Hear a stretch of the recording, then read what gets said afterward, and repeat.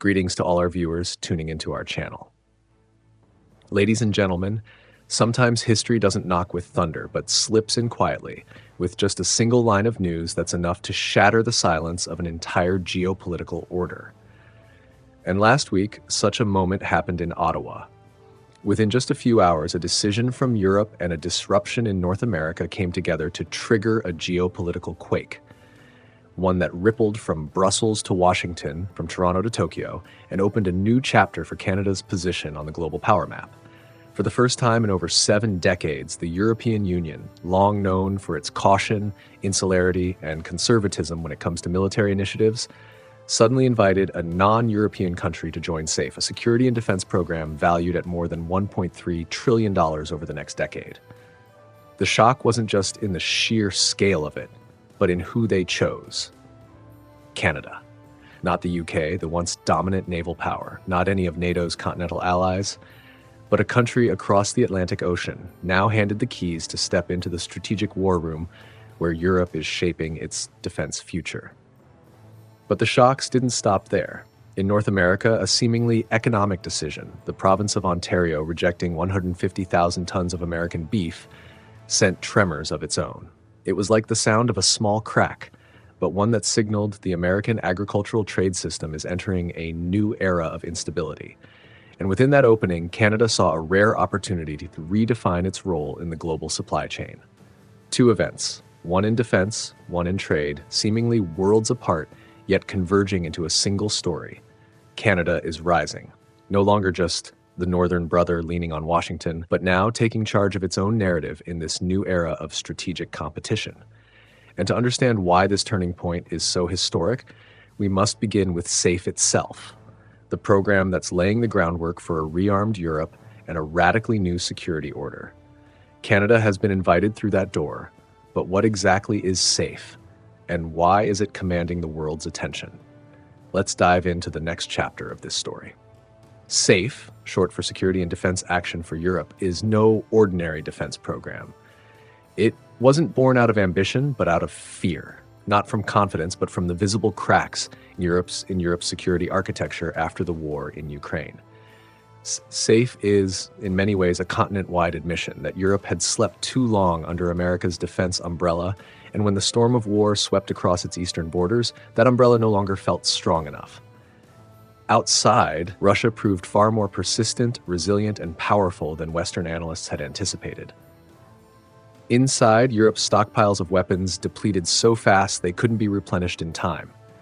Ammunition factories, once running at minimal capacity during peacetime, were now operating 24/7 and still falling short. Just for 155mm artillery shells alone, the EU needs more than 2 million rounds per year, far beyond its current manufacturing capabilities. Air defense bases, UAV assembly lines, military research centers, all are now being forced into the largest reconstruction efforts since World War II. It was in that context that SAFE was born, a pledge that Europe must stand on its own feet, must build a self-reliant weapons supply chain, must modernize everything from radar systems and drones to missiles and armored vehicles. But perhaps what makes SAFE truly historic isn't just the staggering numbers or the defense contracts that will be signed over the next decade. What truly matters is this: SAFE tears down a wall that has stood for over 70 years, the wall that separated the EU from deep military cooperation with nations outside of Europe. There was no precedent, no trial run, no country had ever been invited by the EU into the strategic arena where the military future of an entire continent is being shaped. So why now? Because as the EU came to terms with the risks of overdependence on the United States, it also saw the gaps that Europe simply couldn't fill on its own. A continent rich in intellect and technology, but lacking production capacity. One with vision, but without speed of execution. One with money, but in need of partners capable of scaling up defense operations rapidly and reliably. That's why SAFE had to open its doors. And those doors weren't open to just anyone, but to a partner that met 3 essential criteria: NATO standards, political stability, and industrial capabilities that could scale globally. Yet the biggest surprise was Brussels' choice. Amid Europe's frantic rebuilding, amid SAFE's demanding standards, and among a long list of EU-friendly nations, The first and so far only invitation didn't go to the UK, a former pillar of European defense, nor to any of the EU's neighboring allies. It went to Canada. A decision that left many observers stunned and forced us to ask a question. Why did the EU choose Ottawa and not London, a nation that still possesses one of the most powerful militaries in the world? And it is this very question that leads us into the next part of our story. When Brussels announced its choice, all of Europe fell silent for a moment observers have described as a soft slap that echoed far, aimed squarely at London. Because if judged by military history, naval power, and global stature, the UK was almost the obvious candidate. But SAFE isn't looking to the past, it's searching for a partner for the future. And in that equation, Canada emerged as the perfect answer. The first reason the EU leaned toward Ottawa was stability. After Brexit, London plunged into an unprecedented political whirlwind. 5 prime ministers in 7 years, each with their own direction, their own priorities, and their own strategic worldview.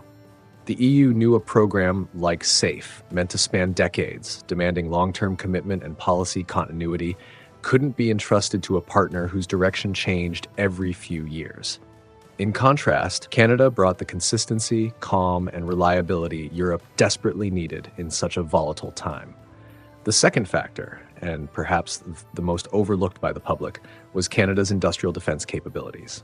With cutting-edge radar, advanced jet engines, heavy-duty UAVs, next-generation armored vehicles, precision sensors, and NATO-standard 155mm artillery shells, Canada happens to possess exactly the pieces Europe is missing. As the war in Ukraine exposed the weaknesses in the EU's weapons supply chain, Ottawa stood ready with large-scale production capacity, high-end technology, and systems already aligned with NATO standards. The UK has tradition, but Canada has scalable capability. And SAFE needs capability, not just legacy. Finally, Brexit remains an unhealed wound. Despite multiple agreements, mistrust still simmers beneath every line of text, every negotiation, every trade and market-related decision between London and Brussels. The EU wasn't about to unlock a strategic door for a partner they hadn't fully learned to trust again. Meanwhile, Canada presented a very different image. Friendly, conflict-free, with no clashing interests, and backed by the CETA Free Trade Agreement, which has become a rock-solid foundation for deeper cooperation. From a strategic perspective, choosing Canada isn't a declaration that Canada is stronger than the UK. It's that Canada is more suitable, more stable, and most importantly, more trustworthy, at a time when every decision made within SAFE could shape Europe's defense future for decades to come. And by stepping into this unprecedented role, Canada hasn't just joined a new club, it's flung open the doors to an enormous economic windfall, a gateway immediately worth hundreds of billions of dollars and potentially over $1 trillion in the coming decade. In the next chapter, we'll dive deeper into that picture. What exactly does Canada stand to gain by becoming the only non-European partner in SAFE? And why could the numbers be large enough to reshape the entire structure of Ottawa's defense industry? As the doors to SAFE opened, analysts didn't just see a diplomatic milestone, they saw a massive economic current flowing straight toward Canada. The figure of $244 billion in the program's initial phase is only the tip of the iceberg. SAFE is built as a long-term rearmament cycle, stretching over at least a decade.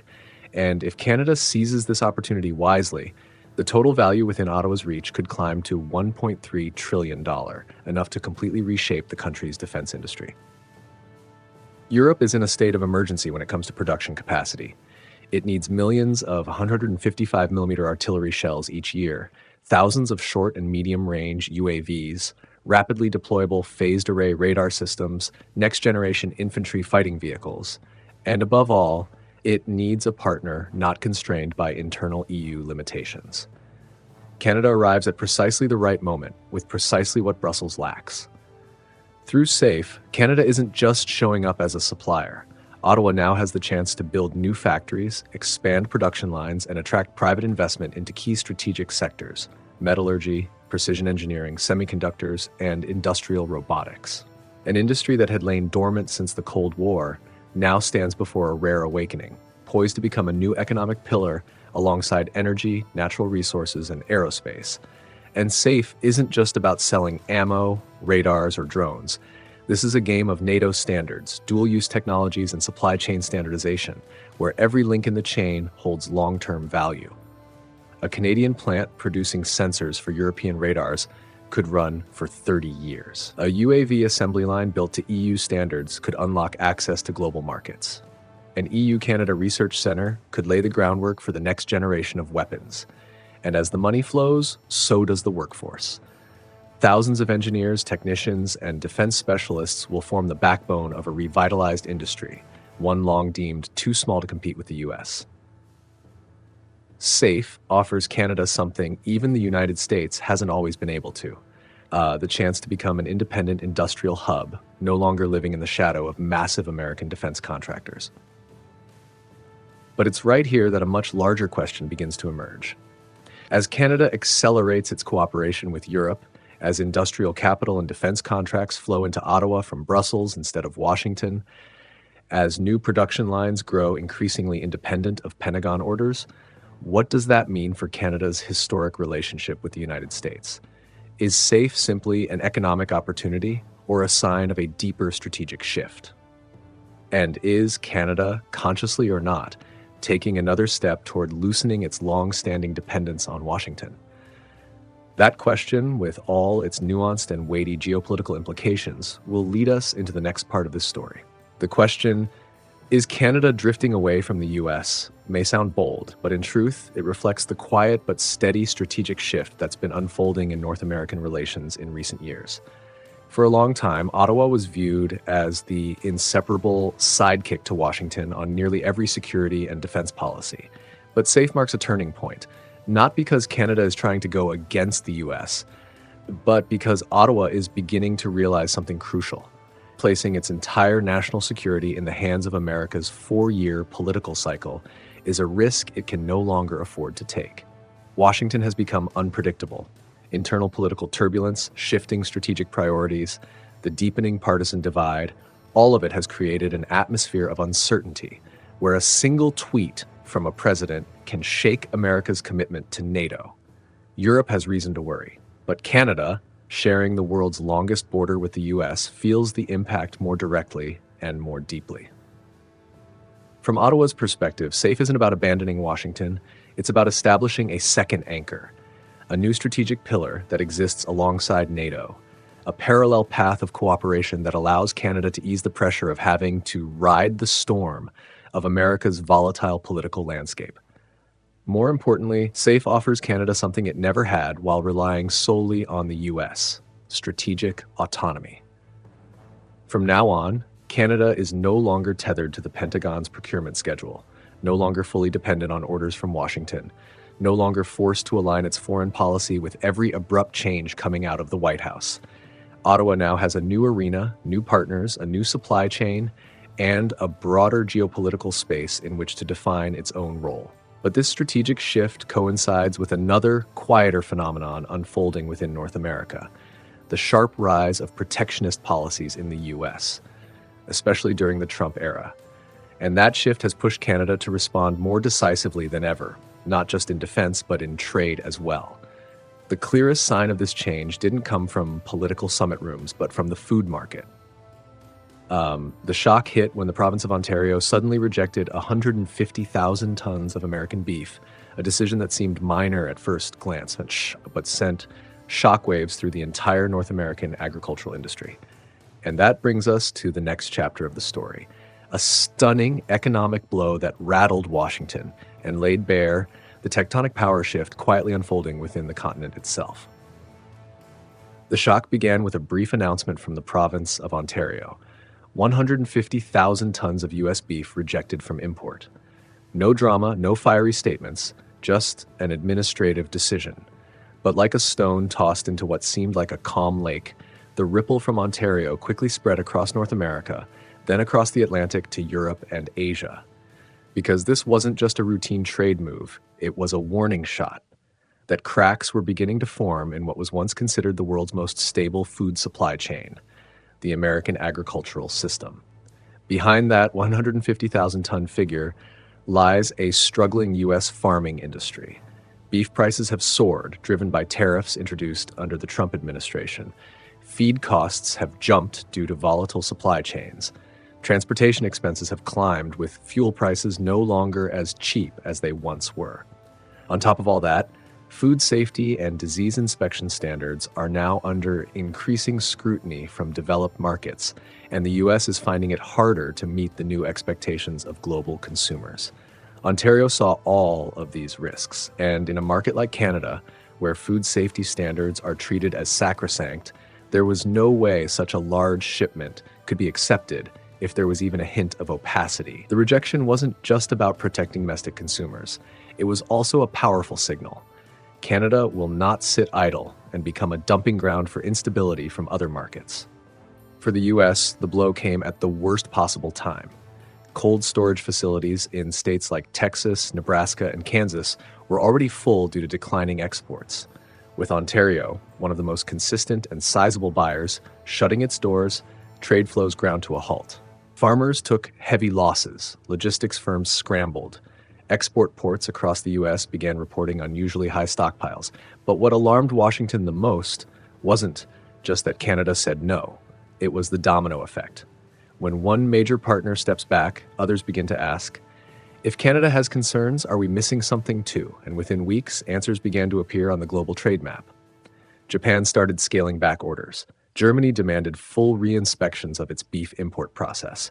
Middle Eastern nations, including the UAE, actively sought out alternative suppliers with more stable credentials. The trust crisis that started in Ontario was now radiating outward, striking at the heart of America's long-held image as the stable and reliable anchor of the global beef trade. And that leads us into the next chapter. When a single decision in Canada becomes the spark for a worldwide shift, prompting major markets across the globe to reconsider the United States' role in the global food supply chain. When Ontario triggered the initial shockwave, the ripple of doubt spread faster than any financial report or trade warning ever could.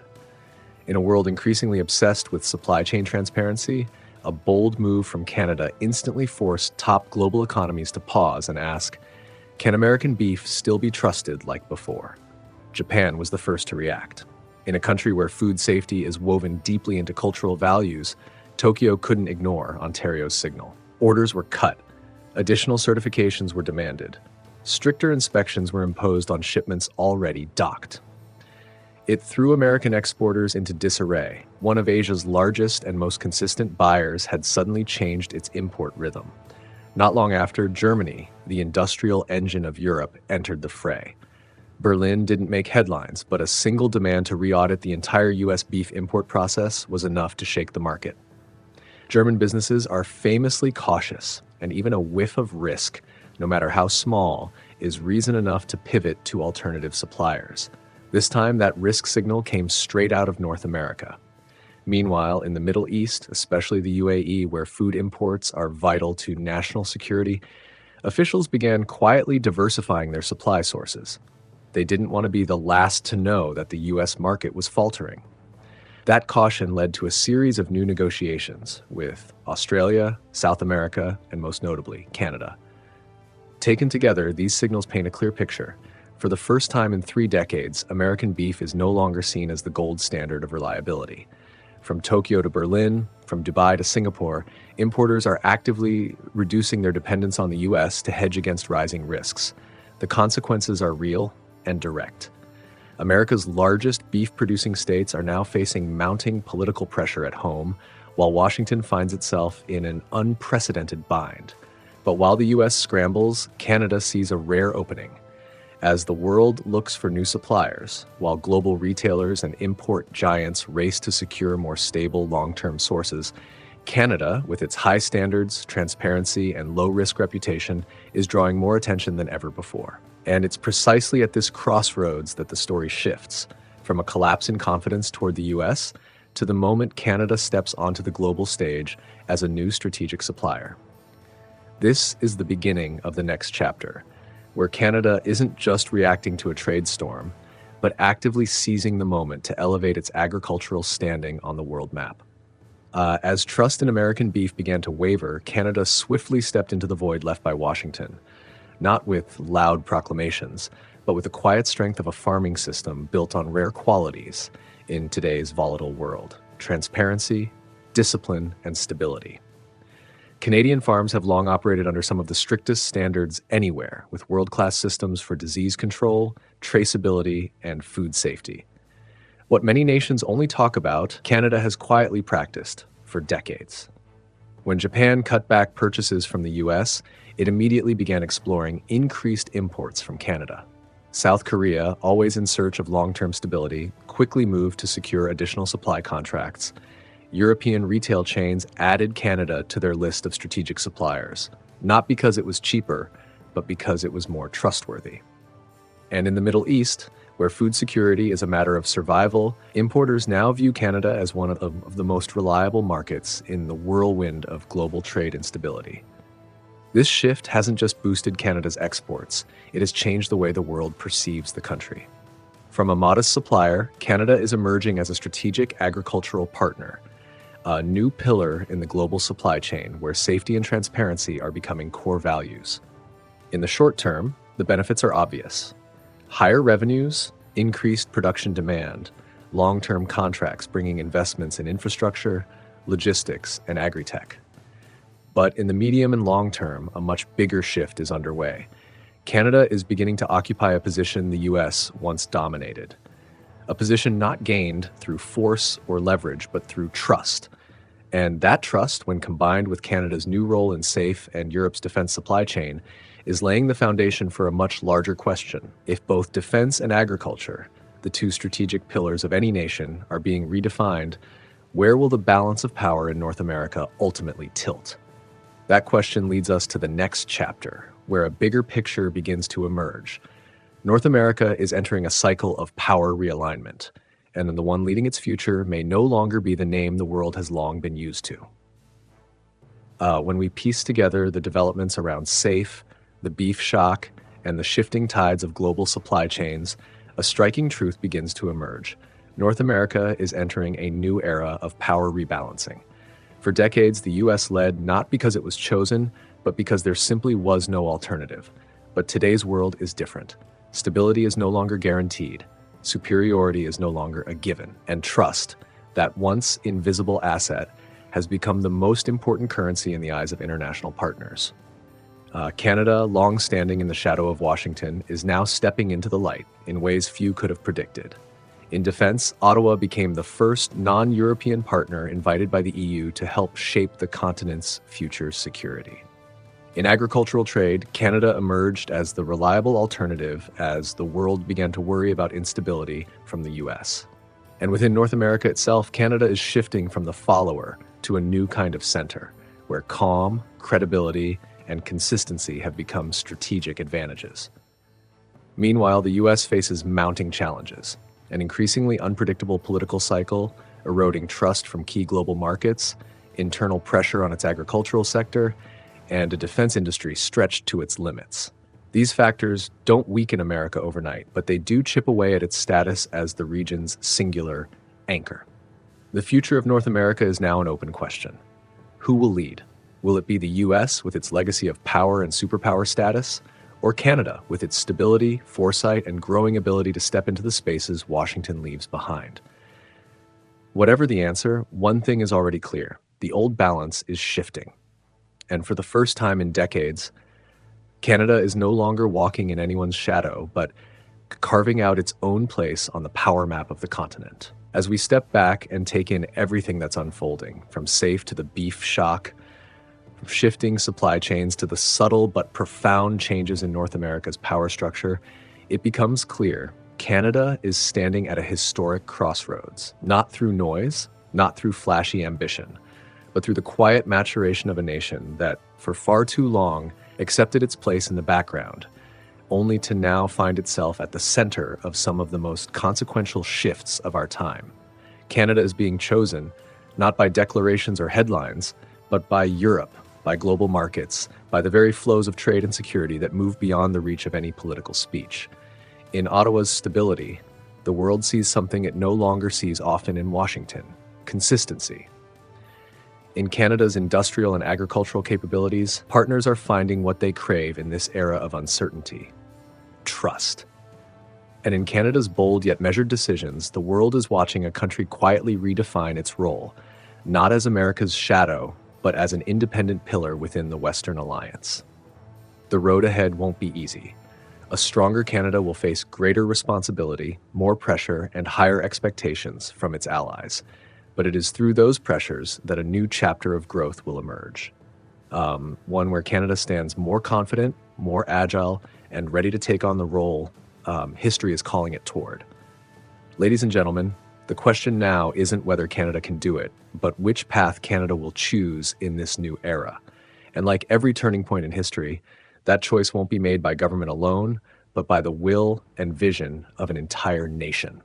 What do you think? Should Canada continue expanding its role in Europe? Should it keep a strategic distance from the US or tighten the bond? And can the US reclaim the influence it once held so unquestionably? Let us know your thoughts in the comments below, and don't forget to like, share, and subscribe so you won't miss our next deep dive analysis.